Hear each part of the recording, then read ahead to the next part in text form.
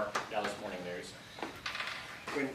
When you're coming off a loss like this, do you pay more attention to where the team is emotionally, or with the culture you have in place, do you feel that the players are going to police that and hold themselves accountable more than you in these situations? I mean, there's always conversations, and I think the norm, in my experience, is when it doesn't go well the week before, they may last a little longer earlier in the week. But you know, I can promise you, we're truly focused on this next contest, and that's where we're pouring our energy into. Clarence Hill for Star Telegram. Rashawn Evans practiced today. What did you expect him to do today, and how soon can he contribute? I don't know. I mean, I thought it was good to have him out there. I mean, obviously he's played a lot of football, so I'll get a chance to watch him today in pads. Any idea why he was? I know he had career high tackles last year with Atlanta, and why he would be on the street. Somebody with that. I do not. I just know, you know, speaking with Will when we're talking about availability and that possible position, and you know, when his name come up, but the background of what happened, I do not have any information. I'm Mike Archer with ESPN. When you have such a big injury list and a lot of guys getting days off, how much can you accomplish? What can you get out of it when a lot of your starters aren't out there? I think just like anything, I mean, so much of what we do is time clock timing, you know. So, you know, your pace operation, you know, we got to do a better job in the pre-snap focus. So I mean, yeah, it's all by design. So I mean, there's reps that you're able to hit. So you know, a lot of those guys that were on the limited list did take some reps. So yeah, I felt like I'd like to work yesterday. I thought we had a good Wednesday. And the rest guys yesterday, they'll be back. They'll be practicing today. Yes. Kyle Yones, DallasCowboys.com. Coach, when you are going into a matchup like this with the front seven that the Chargers bring to the table, how imperative is it for this offensive line to be working as a cohesive unit and rely on a guy like Zach Mark up front?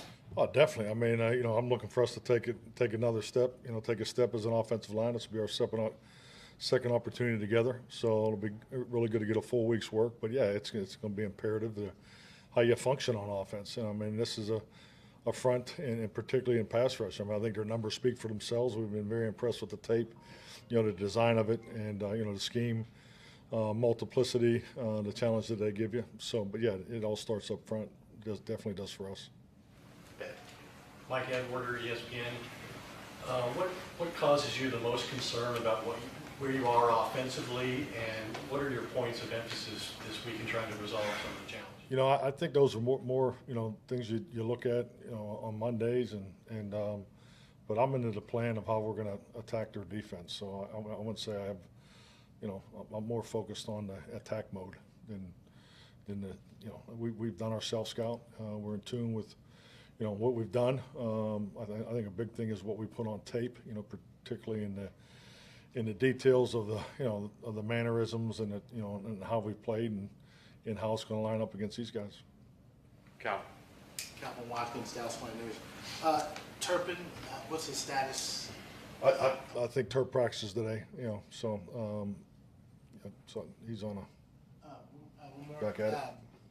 In your experience, when do you know a team has moved on from the previous opponents? One thing to have the practices and those kinds of things. When do you emotionally feel like a team has moved on? I mean, just like anything, there's patterns to everything that we do. I mean, there's patterns in how you prepare, and I think there's two realms that you function in, and you know, it's the emotional, the mental, and the physical. So I think physically, you know, the way this week has laid up, I think it's, you know, it served us well. The extra day is always a benefit. You know, you're 6 weeks into a season, so you know, everybody's dinged up a little bit. So that's been a benefit, and obviously the emotional part of it, we've had to deal with more coming out of you know, the result of the past game. So I mean, it's just got a little more work to do there, and mentally, you know, these guys they work hard. I mean, I like the way they prepare, and so there doesn't seem to be any drop off there. So I mean, just watch the numbers, your instincts, your awareness. You know, the coaches holding the coaches accountable to make sure that we're pushing the envelope on these guys as far as the demand and the teach, and so you just stay true to your basics. He's The Athletic. Mike, for road game preparations, does it vary based on the city and venue? Meaning, like the snap count and stuff like that, with how many Cowboys fans might be in LA versus Philadelphia and things like that. Definitely. I mean, we're super fortunate to have the fan base that we have, so we definitely anticipate it being, potentially a silent count for both teams, because, one thing I've learned, is, our fans show up in a big way, but they also make the other side scream a little louder too. So, but yes, I mean, I learned that quickly in my first year here. Scholar. Skyler Dixon with the AP. What do you remember about the bright spot that was Terrence Steele in 2020 when that was such a rough year for everybody? Well, you always remember the first impression, and it's just probably his attitude, his approach, his work ethic, is the things that I think it's just like anything. You've seen it over time. Is you get a young man like Terrence, and particularly when you get to the padded work, you're like, well, you ask the question why this guy wasn't drafted. So, but he made a very strong first impression, and he just continues to grow. He's coming, he's working through that first year back from a major injury, and the guy hasn't blinked. He hasn't missed a practice.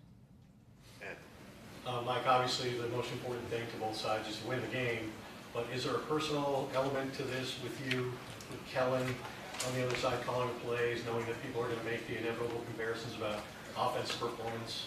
No, not really. There's really no bells and whistles for this one. This is Game 6. My focus has always been, and it's really the way I view schedules. I think a lot of NFL scheduling, in my opinion, it's not as much who you play, it's when you play them. So, one of the things I've always checked is when you come out of how many teams come out of their bye playing you, so, I'm more focused on that.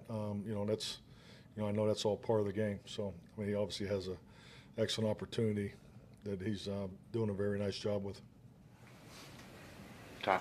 What changes if or when Eckler plays with their run game? What do you expect maybe that you hadn't seen since the opener? Talking about changing how they play or how we're going to play? What do you expect from them in the running game? Do you expect more of it? Well, he's a feature player, number one. So, it's ability to, touch the ball both inside and outside. Obviously when he's on the perimeter, he's an extremely dangerous player. So I think clearly when you talk about targets and where he lines up and how they utilize them, the one back and the things that come off of that. What do you like about Malik Jefferson, what you've seen, if he has to come in and step in for late? Pro, very consistent. Obviously commands respect, as a veteran, which I think, when you're in his position, I think speaks volumes to him as an individual. So he's very well respected, both the linebacker, defense, and in a special team room. So, he gives us good versatility. What have you seen? Why hasn't it stuck for him in the past? Former third-round pick and a couple different teams, been on practice squad. Everybody has a different journey. I can't speak on his opportunities before here, but I just think, like anything, we are so fortunate to have this, this expanded practice squad, because there's so many outstanding football players, based on the caponomics and, the financial alignments that go on in our league that, whether you want to call them the middle class or, you want to categorize a lot of these veterans. So I'm just glad that we do have the structure, because there's a lot of excellent football players like Malik. Nick Harris, DallasCowboys.com. What kind of added responsibility aligns for Damone Clark in the second level with winning now? Well, we'll answer that after we play the game. But yeah, there's obviously been some adjustments that we got to make with Leighton. So, but Damone's doing a really good job. Has flexibility. So we'll see how that pans out. Is there anything from a leadership standpoint? Oh yeah, no, he's definitely one of the young guys that's growing in that area. So yeah, it's a really good young guy presence. Brad Sham, Cowboys Radio. Like you just said, one of the things you look at in the schedule is who do you play coming off their bye. And since this team is coming off its bye, what do you normally expect from a team in that situation? I think, it's our responsibility as a coaching staff to take a little deeper dive. So I think you have to do that. Obviously, when you look at their season, how it started the first 2 weeks and the way it played weeks 3 and 4 for them. I think with we're fortunate with the extra day. So I feel like we're in a good place. Dave. Mike, when you have the injury like you did to Leighton, and you're putting together the defensive game plan for the next week that comes pretty quick, do you have to spend all the first part of your time determining just how are we going to use a guy like Micah with this out? Does he factor in here or not? Because everything stems from that. And do you always just focus it just on this week versus, well, he's going to be out 4 to 6, or do you just talk about what's best for this week? I mean, are we talking about communication or scheme utilization? Because I mean, I would think you would have to determine, does this alter his role or not as you set the game plan defensively going forward? well, I mean, that's always the focal point. I mean, that's something that, I mean, you could ask me that every week. I mean, how are you going to utilize Micah? I mean, because it's, I think it's been evident since he arrived here. We continue to move him around and try to create opportunities for him.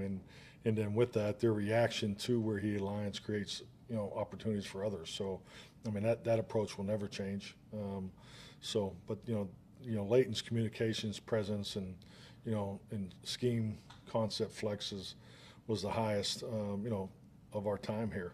So you do lose some of that, but we feel like we're in a good place. All righty, thank you, Mike. Thank you.